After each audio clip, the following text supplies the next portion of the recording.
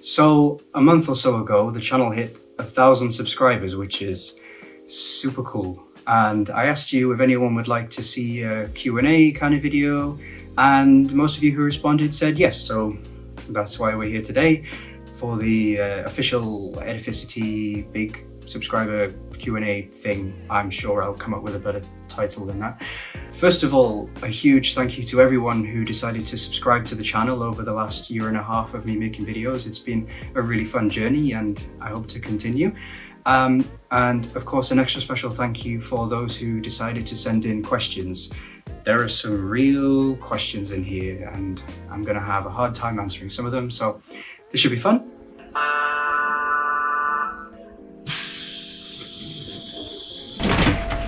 So let's get straight to it. I'll start off with some of the more general questions and we'll get into the very, very specific ones later on. So the first question is, how do you feel about towns or cities that have more than one train station? This is a very general question that has a lot of scope. In general, if a city doesn't have any other rail-based transport, I think multiple stations is fine and can actually be quite useful. Then there are cities that you get like Bradford, where there are 2 train stations and they're not linked up, and it's a very strange situation. And then at the other end of the spectrum, you have a big city like London with a dozen different rail termini all around the city, and I mean, I think that's a little bit absurd. Thankfully, in the cases of places like Manchester, we've been able to link up stations that were previously separated. So, I mean, generally, I think it's usually fine. The next question is, what do you think about train stations that have a different name to the actual closest location they serve and/or are far away from that place? It's not ideal, to be honest. A station should be named for the place it's actually in. There was a trend, especially on the London Underground and around that time, of naming stations about where people would like to go more than where the station actually was. It's kind of like the olden day Ryanair. It can make sense if a station is near to a few places and you're putting the name of the biggest one. But otherwise, if you're building a station, it should be close to where people are going to want to go to, and it should be named after that place. So yeah, it's quite a common issue in the UK and elsewhere, and it's really not great. It can be disingenuous and it can be frustrating. Don't do it. So the next question is, what's your favorite train? I mean, trains are great in general. In terms of trains I've used and liked, I really like the Spanish high-speed trains, like the El Pato Ave trains, and particularly the high-speed Avant Pendolinos. They are really, really comfortable. They have really brilliant ride quality. They're really quiet, genuinely just a joy to use. In terms of the UK and trains closer to home, I mean, I think if you ask me what my favourite is, I'd probably say the Siemens Class 185. I'm not particularly sure why. I quite like how they look. I quite like riding on them. They make me kind of happy to see. And there's a little bit of nostalgia in there because I remember seeing one in the National Railway Museum before they came into service and thinking it was the coolest thing in the planet. So yeah, one of those, I guess. And then we have the question, other than the Tyne-and-Wear Metro, which is a good caveat, what's your favourite metro system? Again, that's a question with huge scope. In terms of systems I've used, because there are many that I would love to visit, like the Berlin U-Bahn, like the New York subway, like the Mexico City Metro. In terms of metro systems I've actually used, I mean, my t-shirt kind of gives away that I love the Moscow Metro. It has the most beautiful stations. It's huge, it's efficient, it's really fun to ride around. But I think the one that clinches it is probably the Lisbon Metro. There's something about it. It's useful and it's efficient, and the stations are really cute but architecturally interesting. They've got great artwork. It's sort of the kind of metro that I always thought the Tyne-and-Wear Metro could aspire to be. it's just really nice, and I would recommend anyone try it out if you're in Portugal. And the next question, which came up a lot, is can I buy a Greggs tube map? And the answer is, I hope so soon. In case you didn't know, I am a bit of a hobbyist graphic designer and digital illustrator, so I create fun and interesting designs based on transport systems, Newcastle particularly, the Tyne and Wear Metro. And I would really like to set up an Edificity store to sell cool poster designs, t-shirts, stickers, all sorts of things. And I would like to include the Greggs tube map as a wall print there. To avoid running into legal issues, I will probably not include the word Greggs on it, but you guys will still know what it means, right?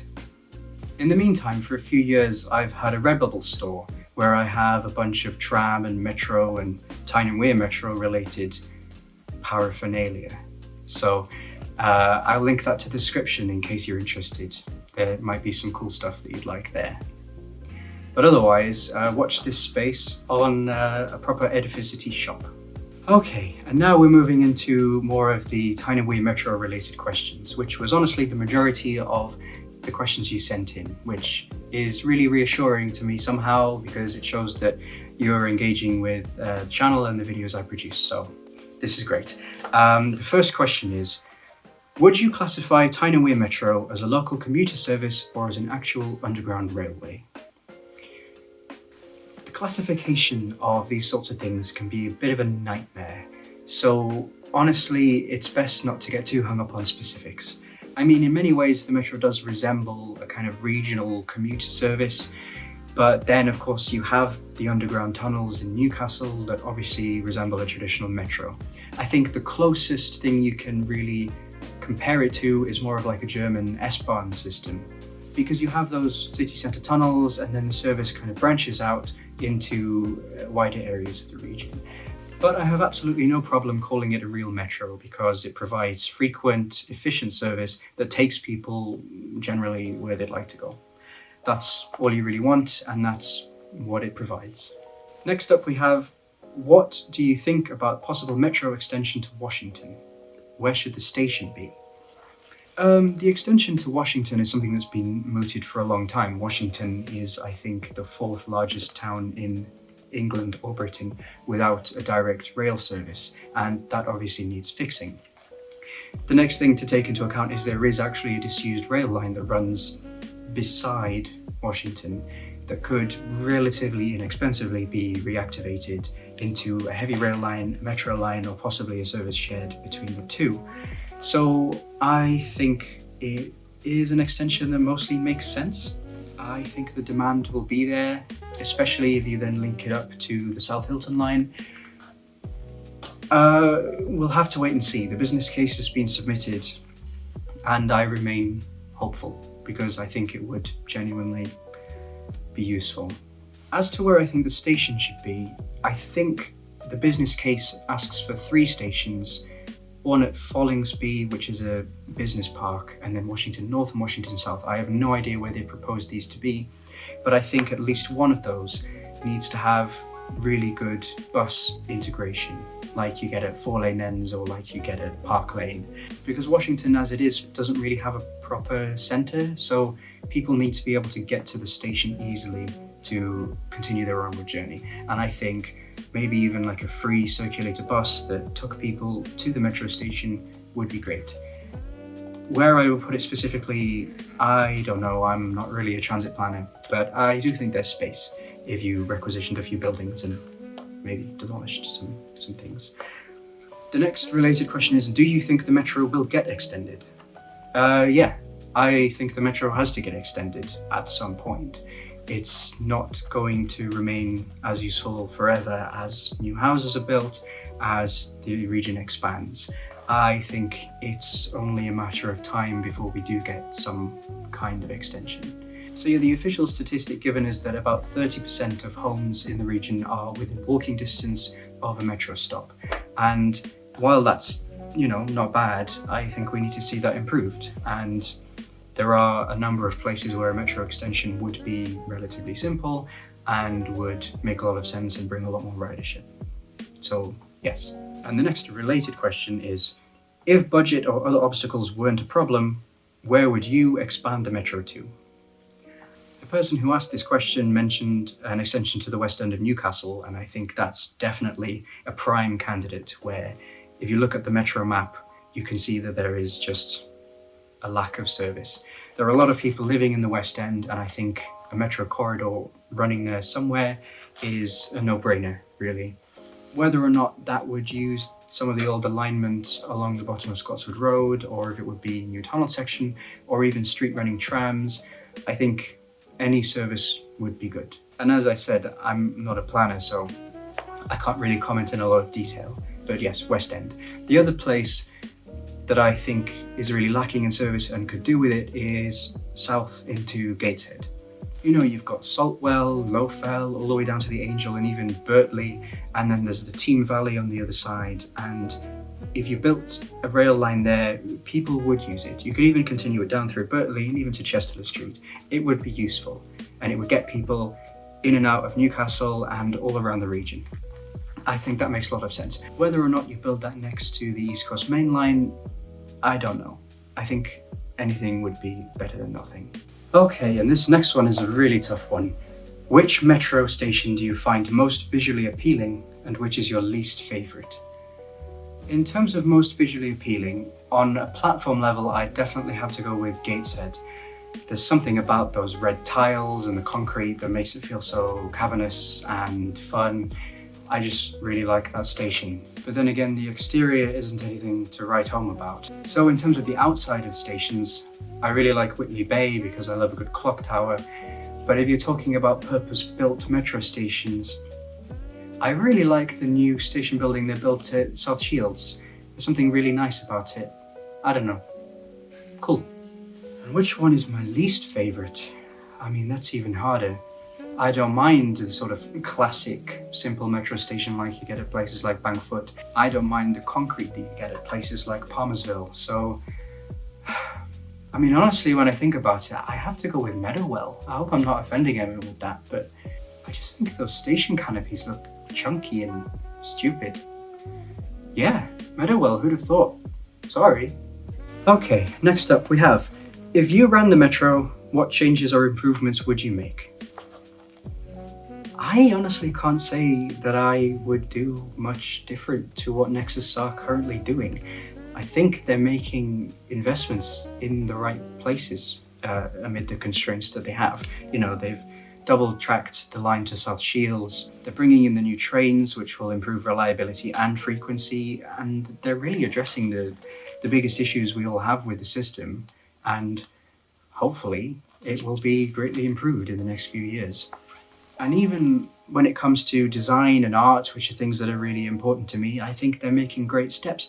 You can see a lot more consistency and thought go into the design of the station posters. Plus, they're bringing in local artists to decorate the new trains. I mean, I think that's generally great because I believe that the Metro can continue to cement itself into the culture of the Northeast, and I would like to see that happen. That's partly why I do this whole channel.